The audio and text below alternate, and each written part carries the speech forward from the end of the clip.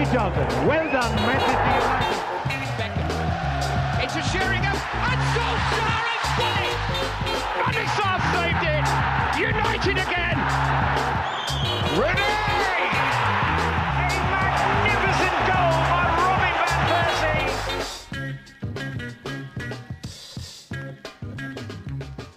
Persie. This week on Pogba Hour, we talk about Paul Pogba. Pogba did a goal, Pogba did some things, Pogba said some stuff. Pogba. Hello, welcome to United Hour, your official redcafe.net podcast on all things Manchester United. My name's Imran. I'm Nick. And I'm Alex. Yeah, we're back. Well, me and Alex are back. We decided we'll come back this year because things are a bit too negative now that we can actually get involved again, I think. Bringing us some positivity, yeah? Yeah, our negativity just seems in line with Mourinho, you know. It doesn't feel like we're going off track or off beat or marching to the beat of our own drum now. It feels like we're in line with him. Yeah, I just couldn't wait to really seep in the negativity because it's where I live. It's what I need in my life. Yeah. Just doom and gloom. So if it starts getting good or anything, I'll be out of here in a shot. In fairness, with me living in Stoke, they obviously catastrophically went down last season, and then they've lost to Leeds in their opening game, and then drew with Brentford at home with their full Premiership team out pretty much on Saturday. So I'm kind of in the midst of negativity, and it's helping me put things into perspective a little bit more. So yeah, well, this podcast is actually just Alex coming out as a Stoke fan exclusive. We'll be done in 10 minutes. I don't understand how you can be a Stoke fan in reality. Like you'd do anything to not be. I just feel like anyone who's, I don't know, pledged their allegiance to Stoke, it's at gunpoint. It's like they're not fully evolved or something. Yeah, it just feels like they're not fully there or completely with it. Well, that's Stoke Hour done. Let's get to United. Season started. The new season's off and running. We opened the season at Old Trafford, Friday night kickoff against Leicester. A nice 2-1 win to kick things off. The narrative was going that if we lost or if we drew, then things would be shit really hitting the fan. But we actually did win, so negativity was paused at least for 24 hours or so. Yeah. I was at the stadium. I watched the game live. It was nice. I actually got quite excited to go to Old Trafford. I wasn't actually, like, the week build-up, I was kind of like not really bothered. I don't know whether it's World Cup hangover or I'm not being bothered about pre-season at all. Yeah. Like, I don't think I've seen a single friendly, watched a single goal. Like, who cares? I'm never bothered about pre-season, but especially this season. But yeah, then it came to Friday morning. I was really up for it, really excited to go. Yeah, I don't know about you guys. How are you feeling on the morning of the game? I was excited for the season starting. Normally, I'd always go to the first match of the season because it was a Friday night thing with work and all. It was just not going to happen. So it's the first time in a long time I've missed the first home game of the season. But I was still, even though there was a lot of negativity around, I was still excited for the season to start and see how it all went. And in a way, maybe, Mourinho did well. That, we're all now, I mean, I am anyway, you feel quite happy to get that winning result just because how much negativity there was in everything. Whereas if things had been talked up pre-season, maybe you would have just expected that and maybe even almost been disappointed that you only won 2-1. So I don't know, maybe some of his psychology there is working. I think you're giving him way too much credit there. If that was his psychology going into the season, he's a genius. Absolute genius. Yeah, he's a genius after one game. Yeah, let's give it a few more games and by Christmas we'll see what we're saying, I guess. Well, no, if he thought, we've got Leicester at home, Leicester are not a great team, but they're not a bad team. They're not West Ham at home where you expect to win 4 or 5-0. Like, Leicester could actually go to any team and probably draw a game, and it wouldn't be the most shocking thing in the world. So yeah, if he actually saw that and thought, I'll make a win against Leicester feel brilliant, then what a guy he is. But we did win, and I don't think we actually played that well overall. No. I think the second half was better than the first half. First half wasn't great, but started off with a bang. A minute, 30 seconds or so into the game, we get a penalty. Was a penalty, everybody? Yeah, a gift of a penalty, but a penalty. Like a completely unnecessary penalty for them to give away. And that early in the game, a lot of refs maybe just wouldn't have given it, but it 100% was a penalty. It was just stupidity from the player. Maybe just, it's 1 minute into the season, I guess, but still. But yeah, 100% a penalty. He controls it with his arm. He had time not to. No doubt about it. It was deliberate. I actually thought, like, people were saying, I think I read on the BBC match update at the ground that, like, he couldn't, like, harsh because he couldn't get his arm out of the way. It looked to me like he actually moved his arm towards the ball. I thought the same. I thought he was purposely trying to control. If anything, I think he was trying to control it with, like, his upper chest / shoulder and kind of, didn't do that very well. So I think it was intentional and deliberate in terms of the move and going for it. Maybe not deliberate in that he used his hand, but the intention to move towards it in that manner for me means it's a definite penalty. And then Captain Pogba stepped up. Nick, were you surprised to see Pogba in the starting lineup? Yeah. And were you excited about our midfield three of him, Fred and Pereira? Well, I was. First of all, I was like I was surprised to see him in the starting lineup, and I think it actually did give me a bit of kind of excitement to see him in the starting lineup. I was waiting to see, and we knew Herrera was out, and we'd actually chatted about it last week about who was going to start this game. And then you kind of start looking at it and going, well, is it going to be McTominay or is he going to throw Fellaini in there? Kind of thought because Pogba, was the one who went all the way to the final, that he was going to be the last one to make it.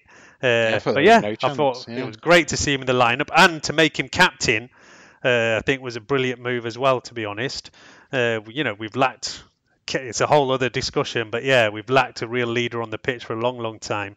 And it is a bit of a weird thing with Mourinho that he often talks down the whole captaincy thing and just randomly passes out the captain's armband to whoever seems to be the oldest player in the team that day or something. But I think it's something that we've really lacked over time. So to see him there, captain, and I was surprised to see him step up for the penalty. I thought it would be Sanchez. Well, they were having words, weren't they? The two of them. I had Sanchez in my fantasy team, so I was expecting him to step up for it. They had some kind of little conversation about it, didn't they? They had some words. I imagine.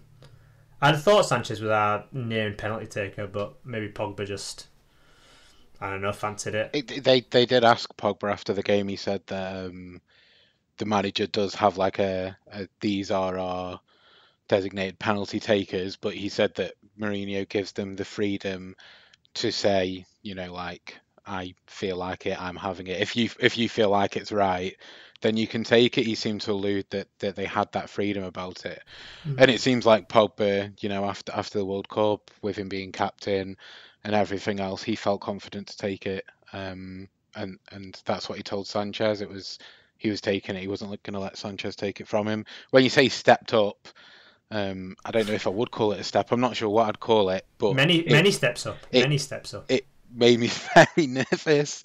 There's nothing I dislike more than a unconventional penalty run up, whether it's too short, too long, whether it's a stutter, whatever it is. I really not a fan of them, but it worked for him, and he says that's how he always takes his penalties. And I guess if he's got his own, if that's his way of doing it, and it's like a Johnny Wilkinson sort of thing where he's going to do that exact same routine every single time, and that's his way of staying in the zone and being concentrated and not letting the pressure get to him, not letting the keeper's mind games get to him, then fair play, and he scored it, so it's hard to complain. But if he does that same run up again and misses, I'm 100% blaming the run up.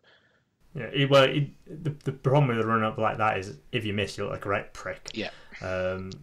But it was quite funny in the stand because he took the run up, and because we're at the Stretford end, so the opposite end, so you can't really tell how far he is away from the ball.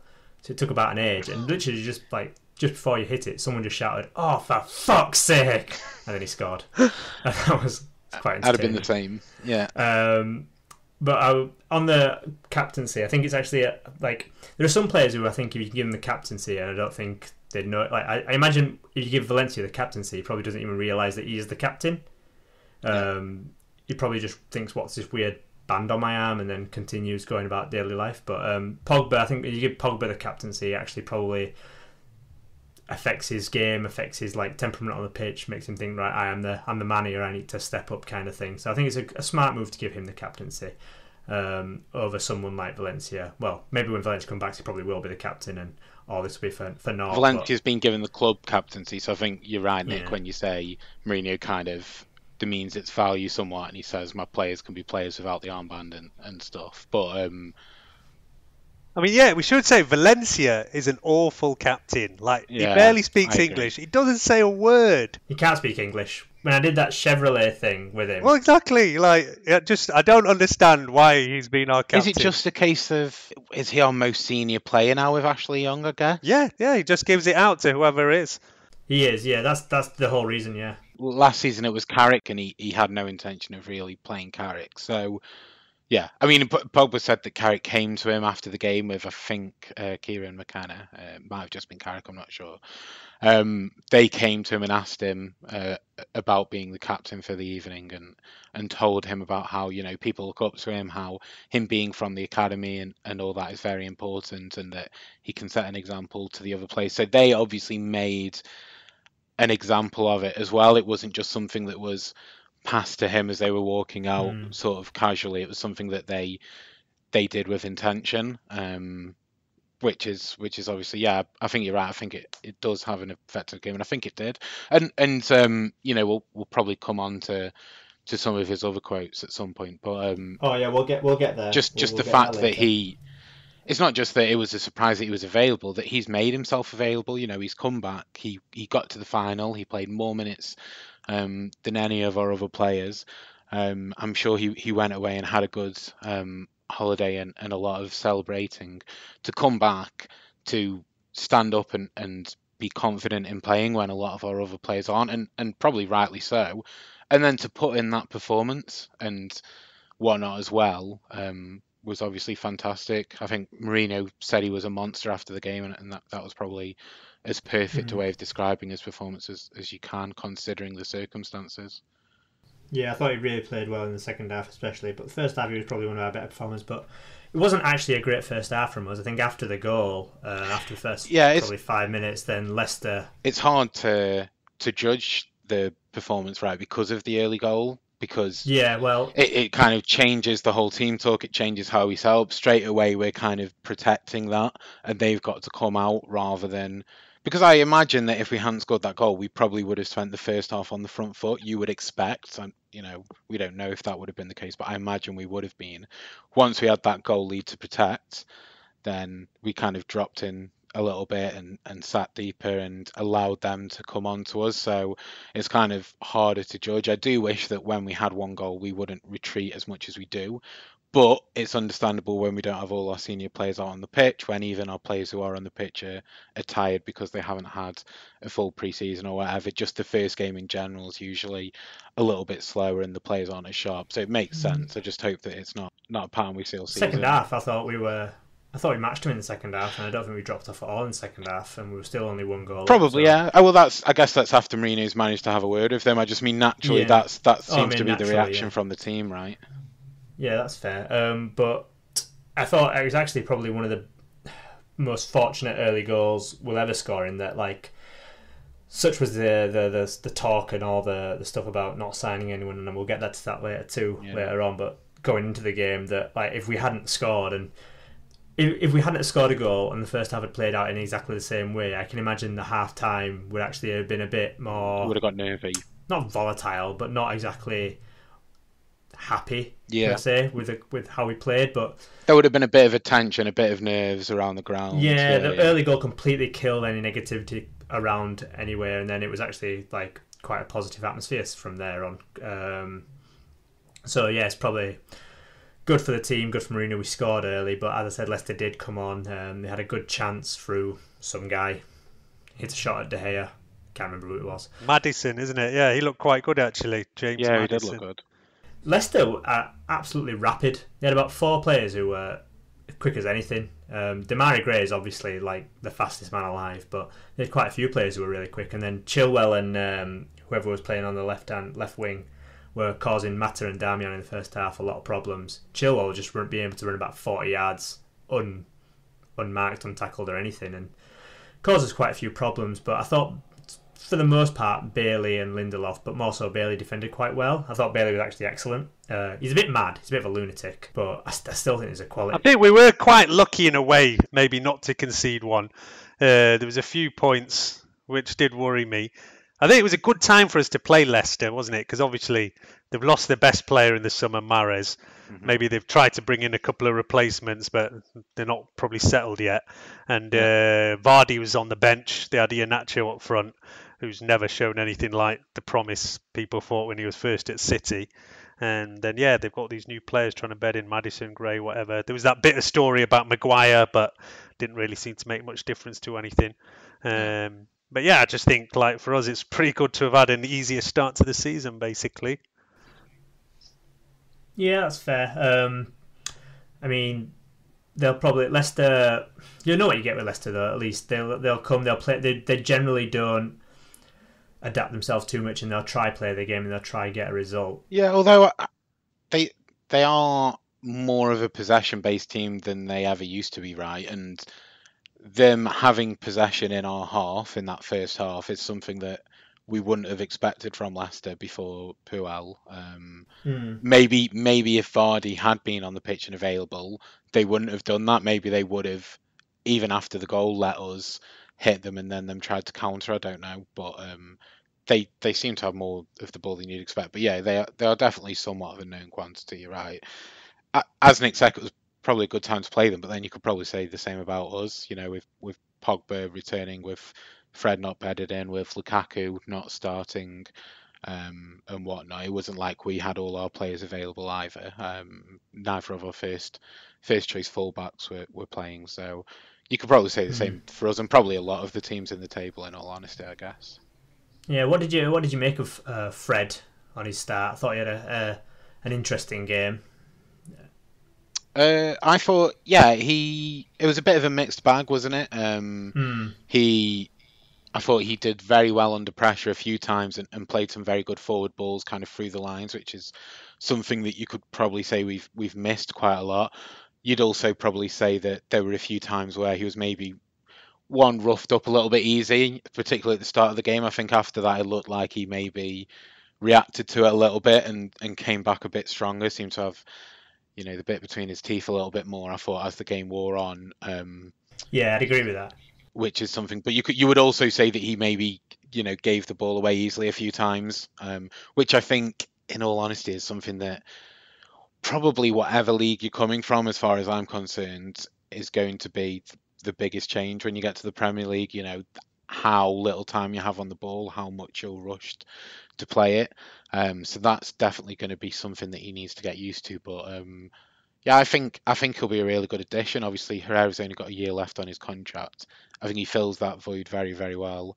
Hopefully, he brings some dynamism to the team that was maybe lacking before. He seems like he'll get up and down the pitch. Yeah. He's very energetic. I think him, Matic, and Pogba could be a really strong free in theory, and actually him, Pereira and Pogba seem to be a very good free, and without getting ahead of myself, I thought he had a fantastic game as well, actually, arguably man of the match in Pereira, I thought. Yeah, what do you make of Pereira, Nick?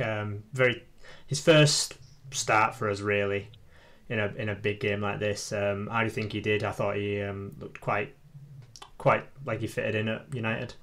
Yeah, we did talk about it on the pod last week about somebody had asked the question, do you think Pereira will start the season at 6? And I didn't think he would because I still thought Herrera was available at that point. But I guess after Herrera was out, there was no other option. And I thought, he did really well, continued his kind of pre-season form. I mean, I'd been looking at some of the stats. In fact, both Fred and Andreas had like passing accuracy in the 90s. I think Fred 92, Andreas 91. And it's great to see because that was a big issue for us last year. Was when we were always trying to make those quick transitions, was keeping hold of the ball and coming through that midfield. And Mourinho noted it when he talked about what kind of player Fred might be. And I still haven't quite worked out exactly what Fred's strengths, weaknesses are, what kind of midfielder he's going to be. Was quite interested to see exactly what position he's going to play, but it seemed that Andreas is sitting at 6. Fred just in front of him, and then Pogba pushing a little bit further forward than them two. But yeah, all of them, both Fred and Pogba are obviously back and forth. But yeah, Pogba was the one who was the most forward of the three. But so far so good. But like I say, they weren't that challenged. And yeah, I always like to look at those stats. And I was more impressed with Andreas than Fred, same as really. But for me, Pogba was man of the match. Just for him. Yeah, Pogba was excellent. Yeah, and it's just the whole. I mean, I couldn't believe that Carragher gave it to Luke Shaw. I mean, yeah, all right, we'll definitely mention Luke Shaw, but yeah, he made a couple of pretty major mistakes for me that I'm sure Mourinho would have picked out. But yeah, for me, Pogba was the one who was the story. Coming back from the World Cup after all these like rumours of Barca wanting him, falling out with Mourinho, straight back into the team, captain, steps up within a few minutes to bang in, and then he was immense all game, back and forth, doing the defensive bit, making the creative passes, and that's exactly what we want to see. I mean, I'd said it at the end of the podcast last week. I said if there's any chance of us challenging for the league this year, then we need that World Cup Pogba every week. And the other one that we need is Sanchez to deliver what he was doing for Arsenal, or whatever it was, 2 years ago, 3 years ago, when he was like Player of the Year. He was quite a disappointment for me. I don't know what you guys thought. I was going to say 50% ain't bad. No, I thought Sanchez was awful. I thought he was our worst player. I get like he was trying a lot, I guess, is a nice thing to say, but it was just really bad. Like nothing. He just gives the ball away way too often. So much. It's so frustrating. He sees the pass and then he just didn't execute it at all. And then he really pissed me off at the end when after they scored a goal. We gave the ball away twice to them, and both times it was him getting the ball and trying to cut inside instead of like obviously either whacking it down the line or just running down the line. Like instead of running inside where you're obviously going to get tackled, it was just like that's just basic intelligence there. And he just completely like you could tell he was getting more and more frustrated with himself as the game went on. At least he wasn't the Arsenal Sanchez where he just blamed it on everyone else, because you could tell he was pissed off at himself more than anyone. So I think it was just one of those days for him, which is disappointing after he had such a good pre-season as well. But he can't get any worse, at least. So he is such a frustrating player, isn't he? I can't make up my mind because I watched Arsenal a lot and I loved Sanchez when he was there. And I can't make up my mind if he's, I'm sure that we could easily look up stats to figure it out. But if he gives the ball a lot more now, or if it's just when you're watching as a neutral, teams losing possession and it's just like the natural ebb and flow of the game. So, Arsenal having the ball and then not having the ball, you maybe don't notice it. Whereas I think, I'm sure it's the same for you guys and for a lot of the listeners. When I'm watching United, I seem to notice and take note and start keeping a tally every single time a player loses the ball.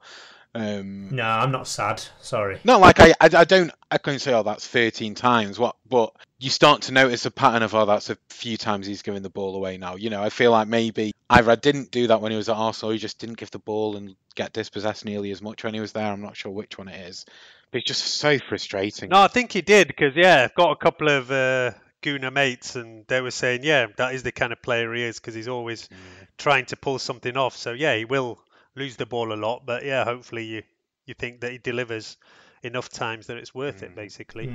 But I mean, like I say, if I'm looking at that list of passing accuracy, his is way down compared to anybody in the team. We'll see at 65%, which is by far the worst apart from De Gea. So he definitely needs to sort that out. And he was the one that kind of everybody thought is going to hit the ground running this season and can get us off to a start, because everybody was talking about the fact that he's finally had a pre-season time to get used to the team and everything, and he looked on good kind of fitness and form pre-season, but it didn't quite happen for him in this game. I hope it does, because I've spent a lot of money on him in my fantasy team, so he better deliver. Same. In fact, that's probably a good time to mention we've got a podcast league this year for anyone on the official Barclays Premier League fantasy page, whatever it is now. It's not Barclays anymore, is it? It's just, fantasy.premierleague.com. I'm pretty sure that I'm top in the league as well at the moment. I actually still need to put my team in that, so we'll see where I am compared to you. But I think we'll put the code out on Twitter and on Red Cafe, so if any of the listeners want to join in there and see if they can beat us, we'll see how we go. Maybe we'll find a prize or something from somewhere if anybody can beat us, podcast team. definitely. You say if, like it won't happen. Someone will definitely beat us. We've all got Sanchez in our team for a start. So, but I also had Shaw in my team, and I was really pissed off by that very late Vardy goal, which ruined the clean sheet. At least he scored for you, right? I mean, yeah, exactly. I'm not too disappointed, but it could have been better. It was his first goal. You can't complain when he's scoring his first goal when you've got him in your team. Yeah, we might as well talk about that now. Yeah. Shaw got his first goal for us. He looked absolutely delighted as well. It was His quite first nice, goal, actually. not even just for us, it's just his first senior goal. Oh, yeah, just his first goal in general. What, he never scored for Southampton either? No. No, never scored. Oh, right, for didn't anyone. realise that. I knew it was his first goal for us. I didn't realise he never scored before, full stop. No. All right. And he celebrated like a man who never scored a goal. He had no idea what to do with himself. But Yeah. He said after the game, it's the best feeling he's ever had in football. He said that was, the best I've ever felt. My favourite moment in football ever, and obviously I hope I can get a lot more now I've got off the mark. So maybe he'll be taking a transfer and doing a Theo Walcott, asking clubs to play him in a striker's position or something in the next transfer window, so he can get his name on the score sheet a few more times. We'll see. I'll just be happy if he just plays at left back for Man United for one season. Yeah. Thank you. But yeah, the much maligned Luke Shaw, mainly by Mourinho more than anyone else. But started today. Fair to say, probably wouldn't have started if it wasn't for World Cup and Ashley Young and stuff. But he's taken his chance very well. You have to say he played a very good game. A couple of mistakes, like Nick said. Notable one getting barged off the ball by Jamie Vardy sticks in my mind. But I thought he had a very good game up and down that left wing. He was basically everything that Matteo Darmian wasn't. Mata trying to pick a pass here. Shaw is in there and scores! Luke Shaw, his first ever goal in professional football, and he wins it on opening day for Manchester United. Luke Shaw, 2-0. I think Luke Shaw, if you've been listening to this commentary, probably neither will you, because you've said it so many times. He's never scored for United, so you have to be quiet from now on. He's never scored for anybody. Yeah, I don't know why we've kept hold of Darmian, to be honest. And it seemed like he was ready to go, and that Mourinho just kept hold of him for the start of the season. I mean, why didn't we keep... I'd rather see Fosu Mensah playing there. I can't understand. I think at any given point, United have to have a player who makes us all think that we too could play for Man United. It's an inspirational thing more than anything. It makes sense. I'm pretty sure, Nick, that we just can't get rid of him. Pretty sure that Juventus pulled out, didn't they? Apparently we've had offers, but we're pricing him way higher than that. Too high, yeah. And I think as well that Mourinho's kind of wanted to keep hold of him for the start of the season because he knew Valencia was going to be out and Young was still at the World Cup. So I think he's almost convinced him to stay because he can still leave. You still got a few more weeks to go back to Italy or whatever. It's not done and dusted. I heard he was staying in the Lowry at the moment because he expects to leave or something. Yeah, it's almost like he's told him, can you just wait on a few weeks because we're a bit lacking. But, Fosu Mensah was playing that position all last season for Crystal Palace. And for me, it's got me a way better option. Although, he's gone out on loan for another season now, so he's not even an option for us. And he wouldn't have been able to go out on loan later in the window if he wanted to stay in the Premier League, which I imagine is what both he would have wanted and we would have wanted. So he gets Premier League experience. So I think with the long term in mind and with Fosu Mensah's development in mind, an extra 3 games at right back for United now and then sat on the bench until January, until going out on loan, would have been a lot less beneficial than going on loan to Fulham when he did, assuming that he actually ends up playing at Fulham. I know he didn't start at the weekend. Hopefully he does moving forward. So I in that sense, I do think it makes sense to hang on to Darmian a little bit longer. And yeah, you're right. Shaw had a good game. Well, hopefully he can keep his place. He does enough for Young. I think Mourinho's more than willing that if he proves himself, he'll keep him in. I'm just not 100% convinced whether he can do that or not. Well, I wouldn't mind Young coming in at being the right back to Shaw's left back. Yeah. Which is something he might do until Valencia's return, yeah. I think that will happen in the next couple of weeks because Valencia's not supposed to be back for about a month or so, I think. It was also a lovely ball from Mata to Shaw. I thought Mata has a really good second half, actually, from my seat in the stand. He did. He's one of those players who almost every time he plays, I typically think he's very dependable and he's done a good job. And sometimes I used to think that the team played better with him, but now it doesn't seem to matter how well he's had a game as an individual. I still just seem to think we're really lacking a player on that right-hand side who, can give us some width and can get in behind, because so much of our play goes up the left and through Sanchez, and especially when Sanchez is as frustrating as he is at the moment, it does somewhat concern me that we don't have any real offering on the right. But I do think he helps things tick along, and I do think he had a good performance. Well, in the first half, I would say that's absolutely spot on. But in the second half, he was actually playing a lot more forward passes. Yeah. Even took on some people at one point. I think he outpaced someone at one point. Yeah, I remember the exact point, because I remember commenting to my mate, being pretty surprised. I think he even beat 2 people. I was like, wow, I think And he actually had as many passes as Fred and Pereira, which, if you consider that Mata's playing out on the right, well, not really, but if he's playing out on the right and he's... Yeah, he comes and chases for the ball and plays lots of 1-2s. Well, that's quite a good influence on the game if you'd manage to do that, and then you get an assist as well. And I just thought he had a quite good game. And I just think yes, we didn't buy a right winger, and I think everyone wishes we did buy a right winger, and even I wish we'd bought a right winger. It would be very nice, but I don't think the negativity surrounding not buying a right winger should therefore impact on us saying that Matt didn't have a good game or anything. No, I agree. People did say. I think they can be independent of each other, and it would be nice to have a right winger who out the wing, but the performance Matt gave us, I thought, was quite good. So I agree, although I do think it's going to be short-lived until Lukaku's back in, and then Rashford's on the wing, or Lingard comes back into play. I think he will be very much a bit part player this season either way. I think he'll be the same. It'll be exactly the same as last year. Probably get the same amount of games as last year, because we haven't bought anyone, so I can't see how it's going to be that much different. Did he get many last year? I don't know how many he got. Well, we bought Fred though, so you'd think we're going to play 3 in the middle a lot more, which means we have one less attacking space, right? That is true. But Matt is always not injured, so that kind of helps his cause a lot as well. But we'll see. Fair enough. Anyway, we had another... Lukaku did come on and missed an absolute sitter, so that's probably worth mentioning. As he does.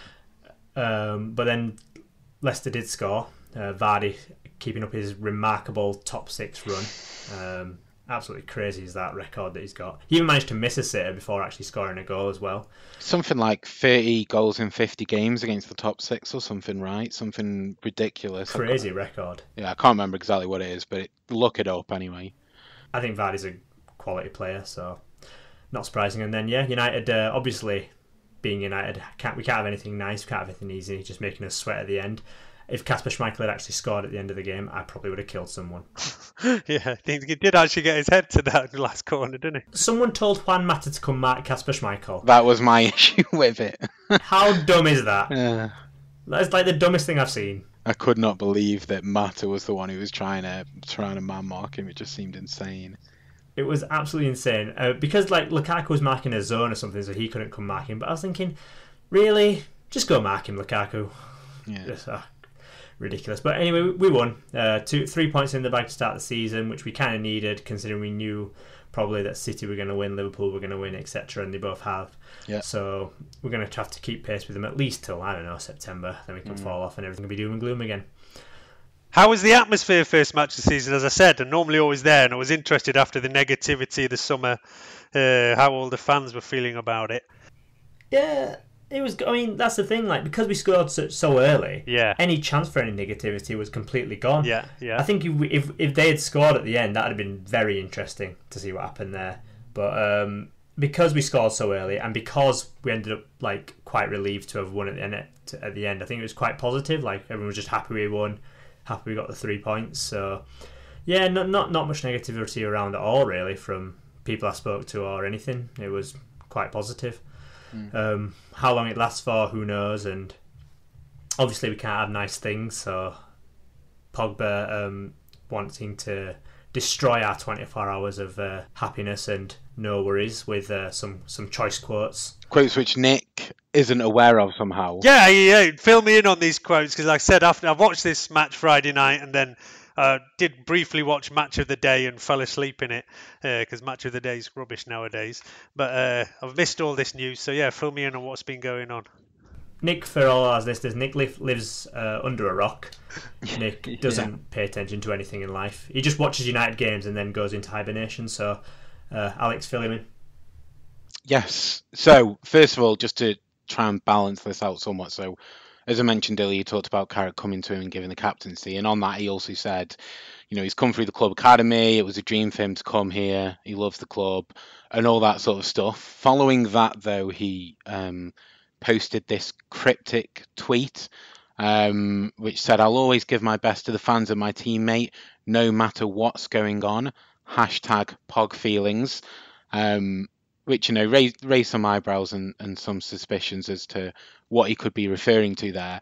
But also after the game in the media mix zone, someone said to him, that seemed to be, considering all the questions around you this week with Barcelona bidding for you and you're not being happy at the club, that seemed to be a committed performance. And he said, oh well, I always do what I can for the fans and whatnot and get on with it, whatever's going on. And they pushed him on that and about whether he was actually happy at the club, and he said, you have to know one thing: a player that gets chosen and is happy, you always feel more comfortable than when he's not happy. That's all I can say. He was pushed a bit more and he said, if you're not happy, you cannot give your best. And then said, there are some things I can say and some things that I cannot say, otherwise I will get fined. And then he walked off. So, kind of, as you mentioned, Nick, earlier, there was this positivity, this response to all the negative press around his relationship with Mourinho and the Barcelona bid this week. He come back, he played for the club much earlier than he needed to. He easily could have not played, and you wouldn't have even raised an eyebrow. He had every right to. He played, and he was immense, and he chose to take the penalty. And that was it felt like that was the perfect response from him. But then he's sort of fueled the flames and created some drama after Mourinho's praised him both before and after the game as well by saying these cryptic things, which seem to allude to, maybe he's not as that happy, or that the manager isn't trusting in him. And, if he doesn't have a manager who trusts him, then maybe he can't perform for him as he has done at the World Cup, which is what I take from it. I think it's... Or... Go on. I take from it that it could be just a dig at Woodward. It could, yeah. More money. Because ultimately in football, everything is about wanting more money. Well, I think that's part of the desired outcome either way. I think people, the response from a lot of United fans was, oh, he's going to do the typical Barcelona target thing now of bitching and moaning until he gets a move. But he did come back and play and gave that great performance. So I think it is more around pushing for that contract at this point in time than pushing for a move. That's what Raiola players do. They move on, they move about. I think we've all accepted that Pogba will be moving on to a Barcelona Madrid at some point, but with how much United you'd expect to be willing to pay him and pay Raiola to keep him here for a while, then I would expect a huge contract extension. Yeah. And there was a lot of talks that when Sanchez came in and usurped him as the highest paid player at the club, that did get to him somewhat. So yeah, I think you're right that that's the desired outcome. But I think it was probably also just a bit of a response to the digs that Mourinho's given him. I think on the podcast last week, Nick, you and Ed spoke about, Mourinho's comments around, oh, it's not what we can do for Pogba to make him play how he did for France. It's what he can do for us. He needs to be more consistent. And I think it was maybe, Pogba trying to respond to that and say, well, maybe if you trusted me in the same way as Deschamps does, then perhaps I would. That was what I took from it anyway. That was my personal opinion on what he meant by it. But yeah, you're right, it's somewhat cryptic, and it could also be a dig at Woodward in terms of the players that he's bringing in as well, which is a comment that Sanchez made this week, that he would have liked to see a bit more ambition from the club in the market. So there's a few things that it could be referring to. Yeah. It just makes you wish that everyone would shut up, doesn't it? Yeah, and just get on with their jobs, really. Like, Jose should shut up sometimes. Pogba could just shut up and not say anything after he just won a game.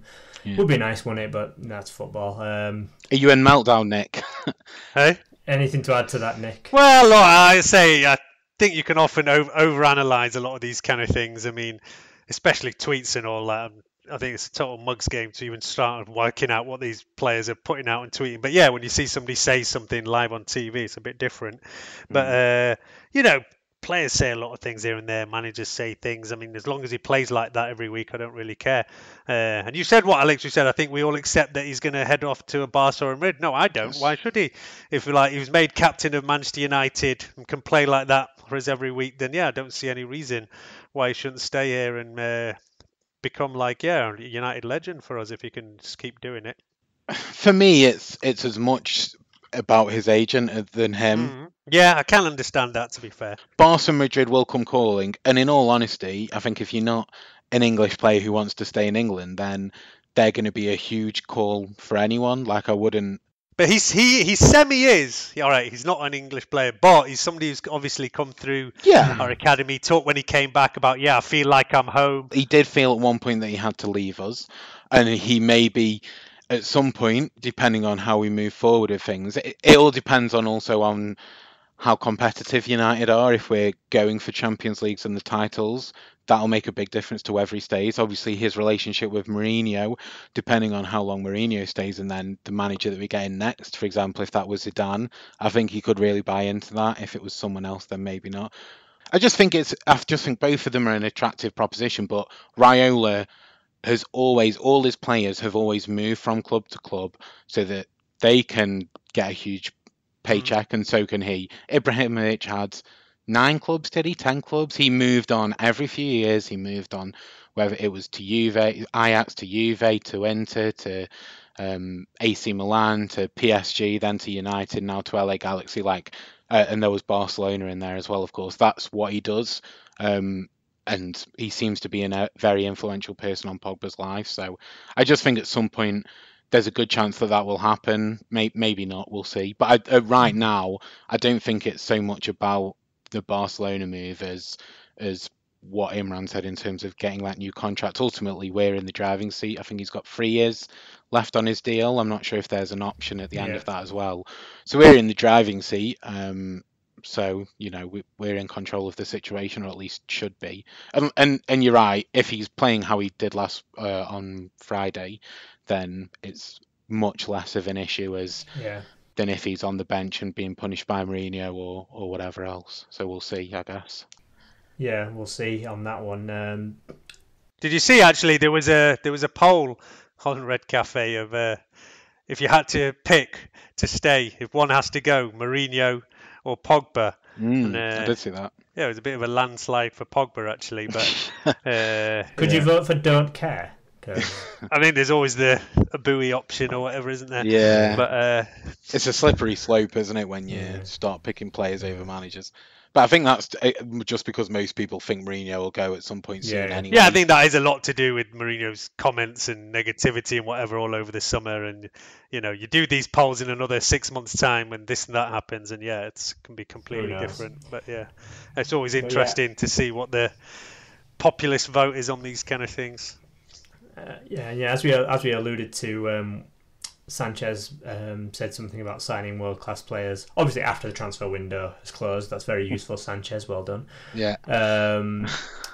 Because we didn't buy a centre-back. That was the rumour going into transfer deadline day, that we're going to buy Alderweireld, Boateng, Maguire, Mina, whatever. Didn't materialise. And then, obviously, after deadline day had passed, it seemed that Woodward was briefing all the media about why such a thing didn't pass. I don't know how much I want to talk about this. It's all fucking nonsense. But I don't know why Woodward's briefing the media against the manager. I don't know.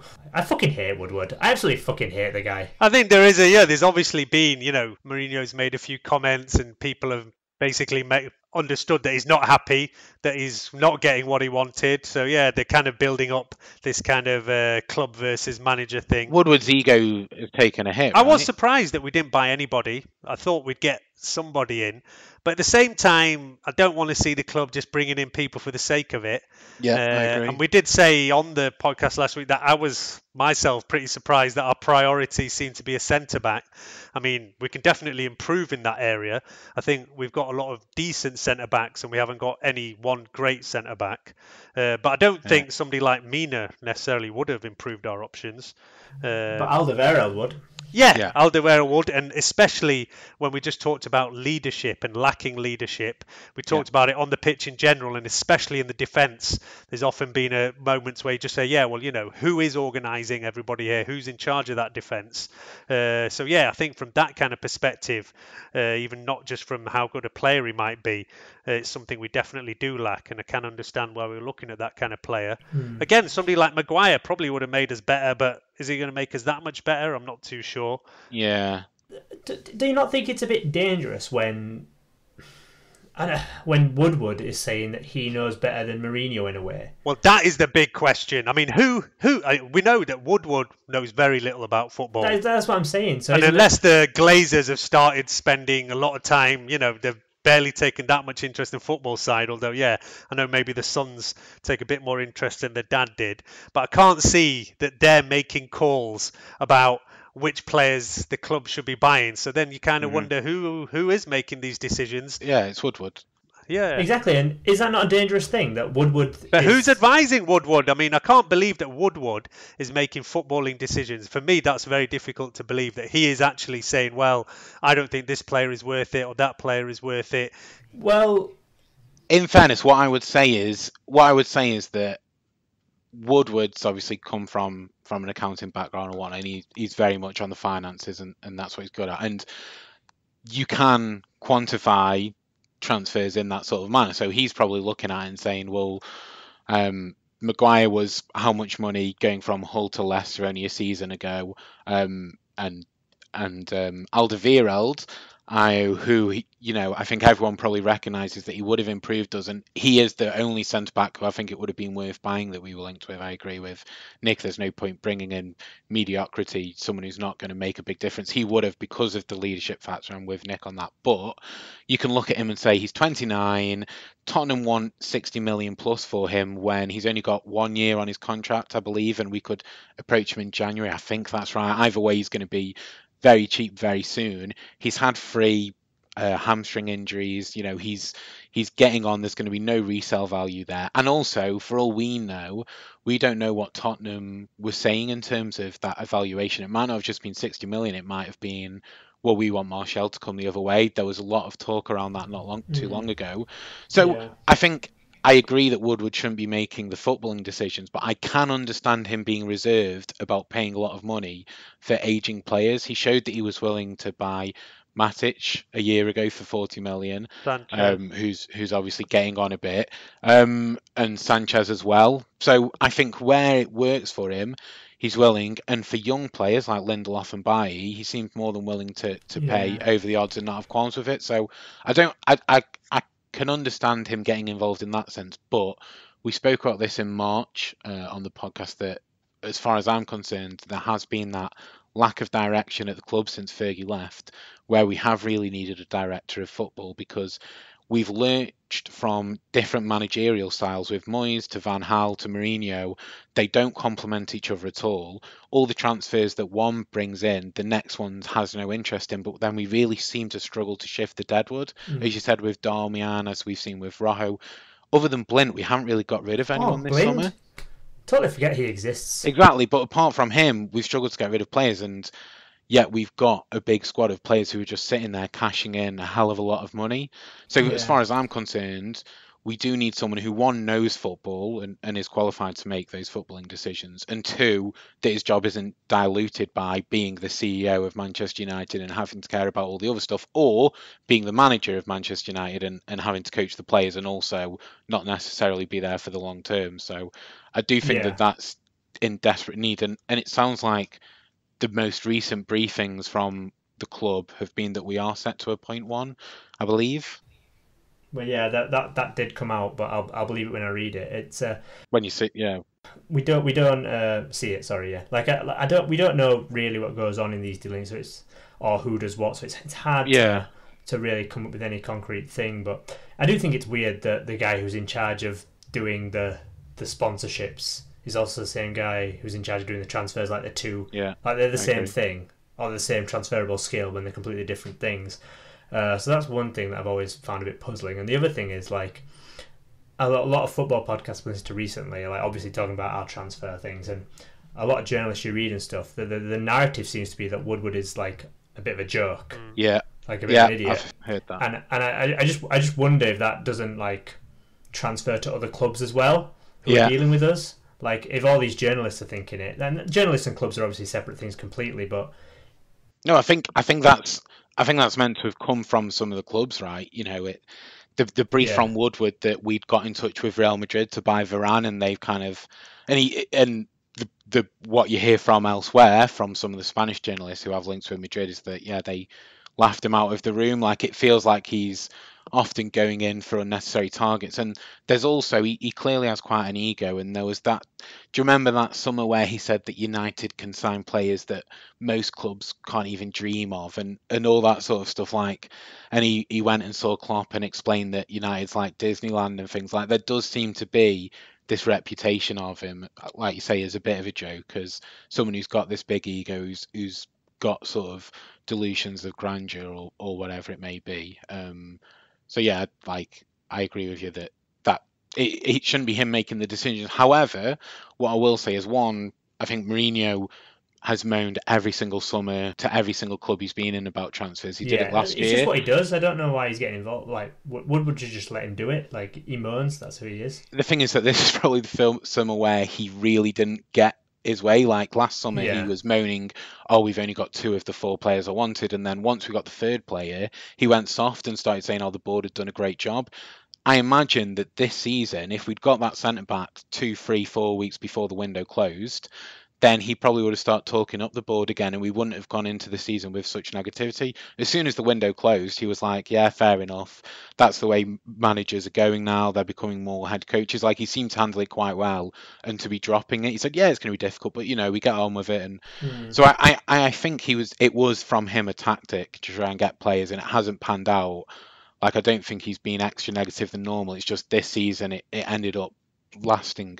But what I would say is that people are comparing us to Liverpool, which I think is quite a dangerous game, because Liverpool have done a fantastic piece of business, and what I'm about to say shouldn't undo that or anything at all. But if you look at it, Kaito, I think, will be a fantastic signing.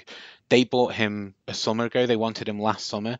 Then when Coutinho was leaving and they wanted him again in January, it took them 12 months to get that player.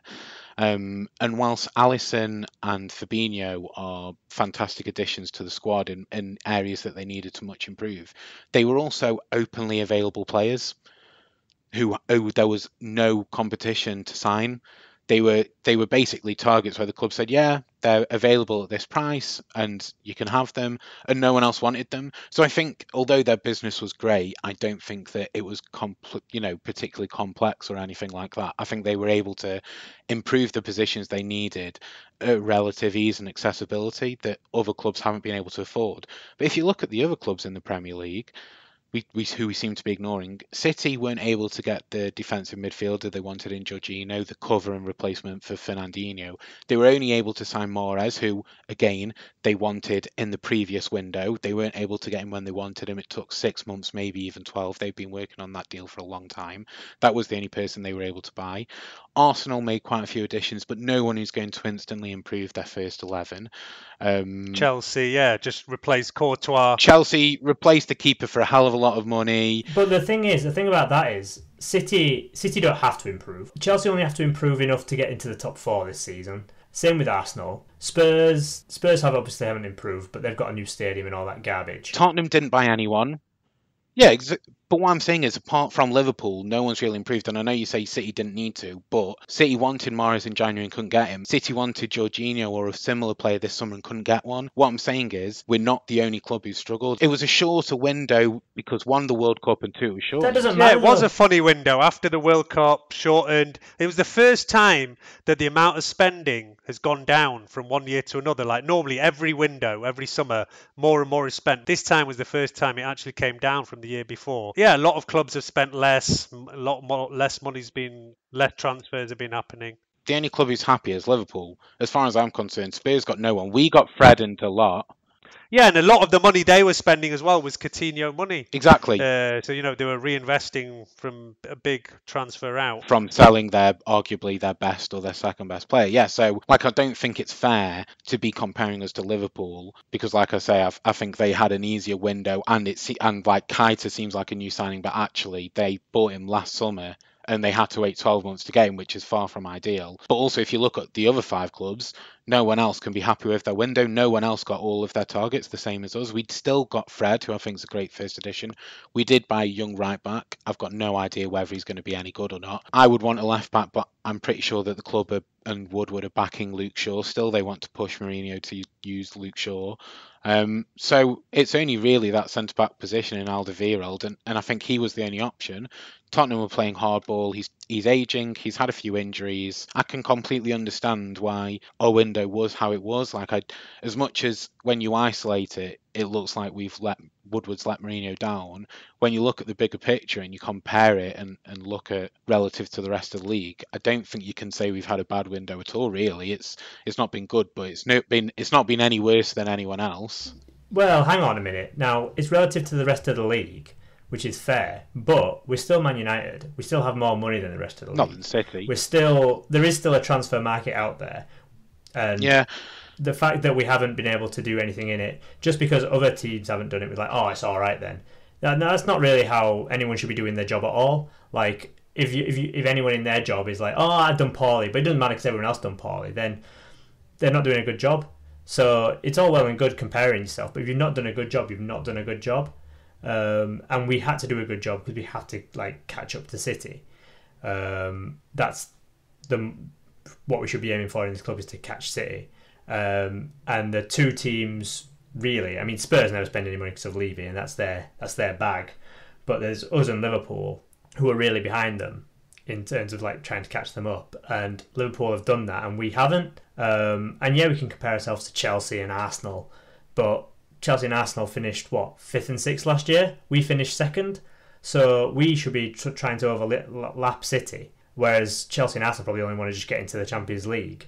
And what we've done, we're not going to do that. Probably we might, but it's easy. I just think it's easy to say, but as far as I'm concerned, it doesn't seem like there were the opportunities. I'm sure if Gareth Bale had been available and Ronaldo hadn't left Madrid, we would have signed him. I just don't see that where it all kind of fell perfectly for Liverpool and the players they needed were available and no one else wanted them. I don't think that was the case for us.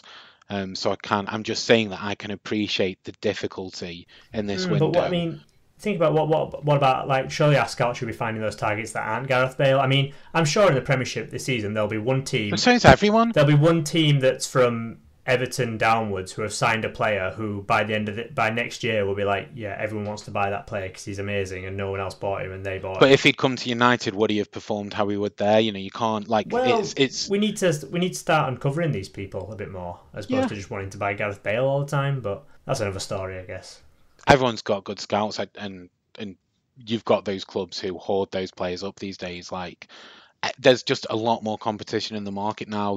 The teams at the bottom of the table, like Wolves, can spend big money, and the teams at the bottom of the table don't need to sell their best players anymore. Tottenham don't need to sell to us anymore. Obviously, I know they're not at the bottom of the table. What I'm saying is, well, yeah, Leicester are the ones, they've not needed to shell out Mahrez and Maguire. They can say, no, we don't need the money if you don't pay us what we asked for. Whereas in days gone past, those players would have moved for sure.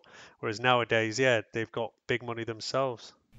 I just think it's much harder than in the past. But I appreciate your point that, we do need to catch up. I can understand the difficulty in doing so. I can understand, I kind of with you on this centre-back, but I don't understand why we haven't bought in some right-winger attacking player. I can vaguely understand why we haven't bought in another full-back. I still think we're looking a little bit weak in that area. Are we sure that we really wanted a right-winger? Mourinho was kind of consistent last season. Well, he said he wanted 2 players. So what do you think? So one is definitely a centre-back. What do you think the other position was? Well, and after he signed Sanchez, he spoke a lot about how he's completely happy with attacking players. No, but he said just in the last couple of weeks he wanted 2 more players. He never said that any of them were going to be attacking. No, but what I'm asking you, if you don't think it was a right winger, what do you think the second player was? I don't know. Maybe it was, but maybe it was. I'm just saying that It has to be, because he'd already bought in another fullback. It had to be an attacking wing wider player for me. I can't see what other position possibly he would have been talking about. It could have been left back. Well, we've always, Shaw is still at the club. Ashley Young has had a good World Cup. I would be surprised if it was a left back, to be honest. Maybe. But yeah, it could have been. Who at right wing was available? Well, that's for our scouts to find out, isn't it? Yeah, I'm sure there is somebody somewhere. And even you say Fred. Had any of you heard of Fred before we bought him? We've paid 60. I've heard of him, but yeah, I know what you mean. That's nowadays you pay 60 million quid for players and you barely even know who they are. Before, that kind of money is world stars and stuff like that. Like you said earlier, we don't want to be buying mediocrity and having to pay that money for those players who, whether they can make the step up to Man United is a big question in itself. Never mind if you're having to bring them from some obscure league or team or whatnot, especially when there's 10 other clubs who are trying to sign them. I just think it's much easier said than done. I think if we were probably after Willian and Perisic, and other than that, we probably weren't looking elsewhere. And this is probably why we need a director of football, so we can identify these targets much better at a much earlier stage and get a few more potential candidates in rather than always trying to buy the finished model. I'd agree with you there, Imran. I'm just saying we haven't been structured to do that to date, so I can understand why we're kind of in a position where we need to buy someone who's going to instantly improve us, and why that's not easy because of the increased competition, because every club has more money, because there's a lack of options in the market.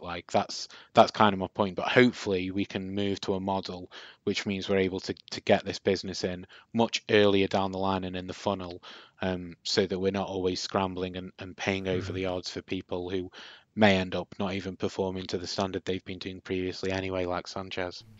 Well, we'll see what happens on the director of football and on front. Let's spend the last 5-10 minutes talking about our next game, which is Brighton away, Sunday 4:00. I think it's on Sky. Brighton are a football team that exist. Yeah, that's them done. No, they lost 2-0 to Wolves. Watford. Wolves, same team. They lost 2-0 to Watford yesterday. Pereira scoring a couple of bangers. We lost to Brighton last year. Yeah, at the we did. Correct? It was just near the end of the season, wasn't it? I think it was May. Yeah, we lost to them 1-0. Gross scored a goal. I think he was their best player last year by far. And then we did beat them at home earlier in the season last year. We did also knock them out of the cup. So we did beat them twice. But lost in this equivalent fixture last year. I was just having a quick look at their kind of transfer business in the summer. I mean, they've bought in a few players, broke their record to bring in somebody who I'm not even going to try and pronounce his name, but he's a Iranian right winger. Did see a little bit of him in the World Cup, but he's come. Oh, we should have signed him. Well, there you go. Yeah, he's come in from Dutch league Alkmaar, so he was their big kind of signing. They've also got that Yves Bissouma guy. Yeah, young French. Or I think apparently he's quite good. Apparently. Yeah, they've got him from Lille. I said French, but no, he's actually plays for one of the African teams, Mali, I think. Mali, yeah. But they didn't actually bring in any of their new signings, I don't think, in the match yesterday that they lost. A couple of them came off the bench, so I guess he's slowly introducing them. They had a good season last year. Just even to stay up for them was pretty massive. That Chris Hughton. Yeah, he finished 15th as well, right? It wasn't even like a late scramble or anything. It was somewhat comfortable. I think when they beat us, was that not them securing it was safety? Yeah, you're right. Pretty much, yeah. Yeah, I mean, Hughton does a great job. Probably, deserves to have a go somewhere better, because wherever he's been, I think he's always done a pretty solid job. But this year is going to be difficult for them. Like you say, some of these promoted clubs have been throwing money around all over the place, Fulham and Wolves. So for your likes of Huddersfield and Brighton, it's probably going to be difficult for them even to stay up again. So let's see what they can do. Yeah, and for us, we'll probably have our World Cup players a bit more fitter. So in for contention will be Lukaku, Young, Lingard. Probably they're the main three who might threaten the first 11. I definitely think Lukaku will come in. He came off the bench in our last game. And Mourinho loves not playing Rashford, so I can see that probably. Yeah, we didn't really mention Rashford. He had a bit of a quiet game, really. I don't think he even managed. Well, he ran around a lot. He didn't even manage a shot, I don't think, in the whole match. It was a bit disappointing. Yeah, I was quite surprised he was given the number 10 shirt. Actually, I just wasn't expecting it. It was somewhat out of the blue, I thought. It's a shirt number in it, which is obviously good. Yeah, no, it's just I wasn't expecting it. I think there'll be an intense play. Obviously, we've kept Martial. At what point is he going to get reintroduced, if at all? Are we going to see him? I think Mourinho said that he wanted to bring him off the bench, so I guess it might be similar to last season where Rashford starts and Martial comes on 70 minutes in. That worked well for us for a short period last year. Yeah. Who knows? I think Martial will be given a chance this year to see if he can become that right winger that we miss. He has to, right? You can't. Why keep him otherwise? Well, he's with us now, and we're not going to sell him, so I think he'll probably get a chance at some point. I don't think he'll just fester. But I think for this Brighton game, I can imagine the only change to the first 11 actually being Lukaku in for Rashford. Or Lukaku. Do you not think it'd be for Mata? Yeah, I think it'll be for Mata. I don't know. I don't know. I think as Rashford was quite poor, he might be the one who comes out. And Rashford and Sanchez on either side, it's they're not the players you want in terms of keeping the ball and whatnot. Exactly, and but Brighton will be quite pragmatic. We'll probably have a lot of the ball. And it's at Brighton, I take it, as away. Yeah. Sure. Yeah, it's at Brighton. It's down south. Do we know when Matic is due to return? Because that's kind of the one I'm actually particularly interested in. Is like how. I ain't got a clue. He's had some kind of surgery, hasn't he? So I think it's a few weeks off yet. Okay. So I think it's a while, and plus, even if he'll have to have a couple of games on the bench before he comes back anyway. So. You say that, but I actually think Matic is the sort of player who, how he never got a break last season. He seemingly played every minute of every game or very close to it. He's the sort of player I think Mourinho will just chuck in as soon as he can, even if he's not ready. That's probably true. But I'm just I'm just wondering when he's back because I'd like to see more of Pereira. We are quite overflowing with central midfielders nowadays. When we bought Fred, I kind of thought it meant Fellaini was leaving, and that's why we were bringing in another midfielder. And then when Fellaini stayed as well, you look at all the options we have now. I mean, we've got one of them is McTominay, so Yeah, last season we had to play McTominay. Pogba was both injured and suspended for a period. Then he was dropped for a period. Herrera was completely out of form. Matic wasn't able to have a I'm rest. just talking about in pure numbers that, we have got a lot of central midfield options now. Yeah, we have. But if we're playing three all the time, then it makes sense. Because last year we were often playing with two, and then you kind of think, well, what are we going to do with all these midfielders? And the other thing is, it probably is worth keeping in mind that like Herrera has only got 1 year left. Like he's likely to leave next summer. I think he'll resign. Do you? Yeah. I don't think he'll get the minutes this season. So I think he'll move on. I think he'll probably go back to Spain. But we'll see, I guess. But yeah. Anyway, he's only got a year, so there's some security there. But I do also think, as Nick was saying earlier, we did lack in terms of that building up of possession and whatnot, and I do think Fred will bring that to the team. So it's that we've brought Pereira back in as well, I guess, and kept on to Fellaini. It's the combination. I think McTominay should really go on loan, considering, as you say, how many options we've got. Like, I don't think it's worth having him here. Yeah, I'd like to see him go on loan. But I think Mourinho really loves McTominay, so yeah, I think he's going to. Well, he does. He made an award for him, didn't he? Yeah, the McTominay Award. The McTominay Award. Yeah. If McTominay's not here, who's going to win the McTominay Award? So anyway, do you think we'll win, Alex? What are you going to think we'll win? Yeah, I think we'll win. I don't think, with it being away from home and a few players betting back in, I don't think it'll be too comfortable. But yeah, I think we'll win. I think it'll be like a 2-1 or something. Nick? Yeah, I think we'll also just nick it. It'll be difficult. I mean, like I say, in the games against us last year, they were both 1-0.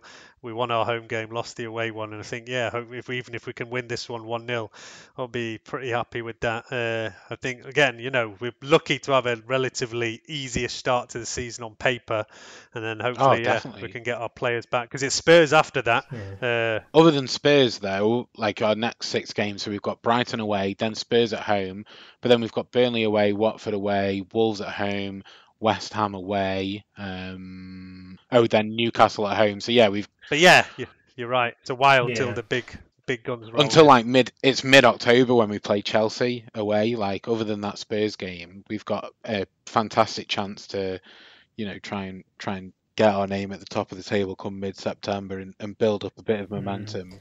And it's for that reason that I think we're going to draw 0-0. Probably. I thought you were bringing the positivity here, Imran. No, I'm bringing the doom and gloom.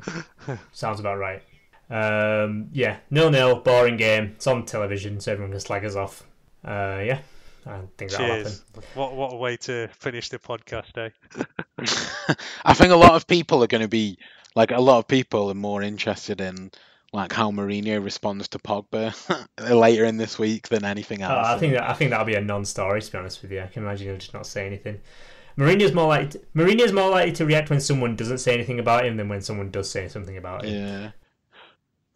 Well, he gave him the captaincy. He praised him before and after the game, and I actually think, as much as that poll on Redcalf was somewhat pointless, I do think that if Mourinho wants to stick around for a while and have as good a season as he could, I do think he's going to have to sort of make amends with Pogba and get the arm around him and whatnot, and not play up to his drama, but put it to one side and not react or sort of try and manage through conflict or anything like that. I do think that he's going to have to take some steps to get on with Pogba this year and whatnot.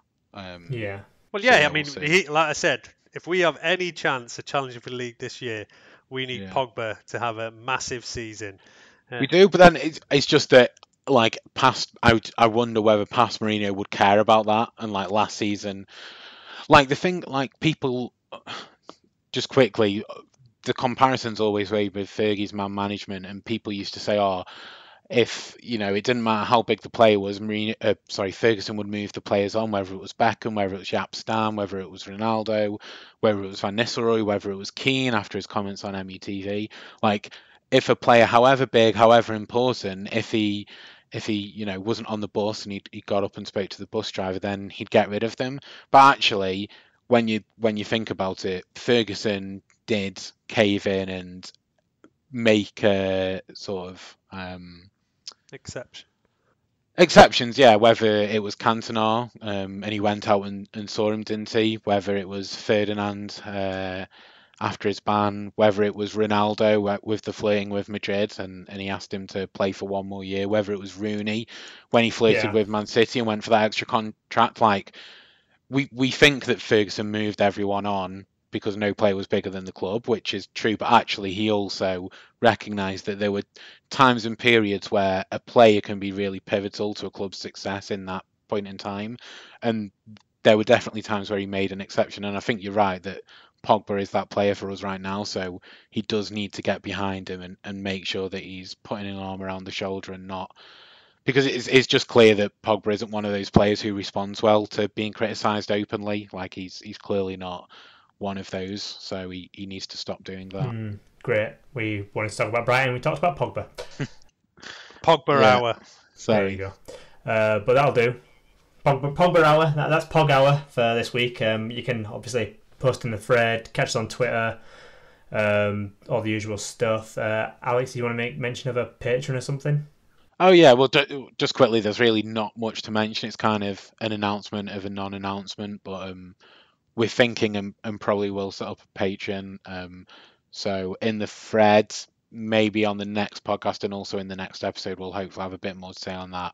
If you've got any thoughts on, what you'd like to see if you were potentially a Patreon backer, then that would obviously be really helpful. Maybe we'll do a little bit of extra content for people who donate a little bit of money just to help us keep going and pay the server costs and whatnot. So there'll be more to come on that. So watch this space, I guess. Yeah, give us all your money. No, we'll only ask for like £1. So we're quite cheap. Speak for yourself. Compared to most of Alex's dates. Right, and on that note, we'll say goodbye. Cheers, everybody. Good night. Cheerio.